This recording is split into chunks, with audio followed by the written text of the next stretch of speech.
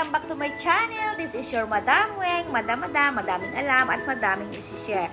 At madaming ginagawa mga pangga. Ngayon mga pangga, bago ang lahat, huwag nyo lang kalimutan mag-like naman at mag-subscribe sa aking channel mga pangga. At sana nagugustuhan nyo yung mga video ko. Ngayon mga pangga, kung naalala nyo sa aking first journey, ito ang paggawa ko ng sabon. At ang una kong mga ginawa ay melt and pour lamang. So ngayon mga pangga, gagamit na tayo ng cold process. So ayan mga pangga, sa cold process kailangan inihanda din natin yung ating mga oil. At kailangan kapag tayo ay nagtimbang ng oil ay individual. Kasi mga pangga, kapag nagkamali kayo at sinabay-sabay nyo na sa isang mixing bowl at nasobrahan yung isang oil ay hindi nyo na ito matatanggal. At masyadong maselan sa paggawa ng sabon kasi kapag hindi masyadong pantay-pantay ang inyong timbang ay magkaka-problema tayo sa sabon, hindi natin mabubuo ang ating sabon. So ngayon mga pangga, gagawa ako ng creamy green avocado na sabon. So ito yung aking lye, yan yung lye ko, nandyan na yan, nakahalo na kasi siya sa fresh na gatas ng kambing na na-frozen muna natin. So, kapag gumamit tayo ng mga juice or mga liquid like gatas, kailangan i-frozen muna natin. Yan, kailangan ice cube yan bago natin ihalo sa lye.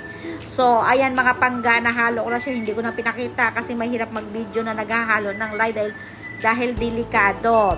So, ngayon mga pangga, ito yung oil natin. So, yung ginamit kong oil dyan, olive oil. Ayan, ang olive oil ay 40%, ang coconut oil ay 30%, ang rice bran oil ay 20%, at 10% ang ating palm oil. At iyan yung stainless na paglalagyan natin, ihalo-halo na natin lahat ng mga oil na yan. Kasi yan yung ating base sa paggawa ng sabon. So, kailangan ihalo natin yan. So, unlike mga pangga sa melt and pour, mayroon na tayong soap base na naka-ready. Which is, ini-slice lang natin yon at iniinit natin sa microwave na napaka-easy lang at pwede na tayong mag-add ng mga skin benefits ng additives. So, ito mga pangga, dito naman sa cold process, mayroon tayong mga oil na kailangan mag-match doon sa gagawin nating sabon. So, for example, sa olive oil, si coconut oil, si rice bran oil, at saka si palm oil. Ang mga oil na to ay may kanya-kanyang papel para mabuo natin ang ating sabon. At syempre, wag natin kalimutan yung ating lye or sodium hydroxide kasi at ang ating kadalasan distilled water ang ginagamit ng iba. So, yan mga pangga, kapag na-mix na natin yan, ang mga oil natin, ay halo-haloin lang po natin yan. So, ayan, sinisimot ko siya, and then halo-halo na. At ang ating lye naman mga pangga, medyo siyempre malamig na yan dahil gumamit tayo ng frozen na milk or gatas ng kambing na sariwa. Kaya kung nakikita nyo, creamy ang color. Dahan-dahan lang naman natin yan ibubuhos at habang nagbubuhos tayo ng ating lye at ang ating fresh milk, halo-haloin lang natin. So mga pangga, kadalasan sa ginagamit ko ay sariwang gatas ng kambing ang aking pinaka-tubig. Kasi maganda talaga siya sa balat. And beside, syempre, natutulungan din natin yung mga local farmers natin sa kanilang negosyo sa gatas ng kambing. At ayan, nagpa-mix na, i-blend ko lang siya.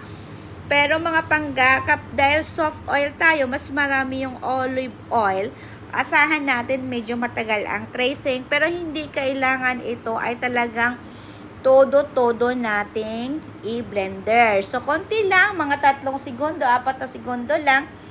And then, ilalagay na natin yan sa mga lagayan natin. Dahil kapag may balak tayong maglagay ng color, wag masyadong sticky. Kailangan super light trace para mayroon tayong time sa pag-design or paglagay natin ng mga color. So, ang target ko dyan ay magkakaroon ng kulay creamy at magkakaroon ng kulay avocado. So, yan ang color na ginamit ko. natural color, which is the spirulina. So, 1/4 teaspoon lamang ang nilagay ko dyan sa isang mixing bowl ko para makuha natin ang kulay avocado na green. So, ayan, halo-halo natin. So, ngayon mga pangga, konting blend lang din ng segundo pa rin para ma-mix din natin ang ating avocado puree. Diyan ko na hinalo yung avocado sa isang pitsil. At kapag medyo light na at na-mix na dyan, tsaka tayo maglalagay ng ating essential oil or pabango natin. So, gagamit tayo dyan. Gumamit ako dyan ng tea tree na essential oil dahil ang gusto ko, meron din naman siyang magandang amoy, nababagay. So, ayan mga pangga, hinalo-halo ka na. Minanwal ko na at kung napapansin nyo, medyo nagi-sticky na yan siya. Kaya kapag may mga bala kayong mag-design ng mga color, medyo manual na. At ito na yung ating essential oil na tea tree. So, yan mga pangga. So, tandaan natin kapag nahalo na natin ang ating essential oil, mas madali na itong madali na siya mag-trace. Mas lalong mabilis na siyang tumigas. So, medyo sticky na yan. Ayan, medyo sticky na siya kasi nailagay ko na ang ating essential oil. At ayan, ilalagay na natin sa ating molder. So, ngayon, ang balak ko talaga dyan ay 2 color lang. Dapat ay medyo by layer. Pero kung napapansin nyo, ayan, dinire-diretso ko na para hindi na tayo magka-problema. Baka kasi mamaya medyo tumigas na yung ating liquid, ay mahihirapan na ako. At lagi natin yan itatak-tak-tak-tak para hindi magkaroon ng hangin sa loob or spacing. Kasi kapag hindi siya siksik, so kailangan sinisiksik natin yan.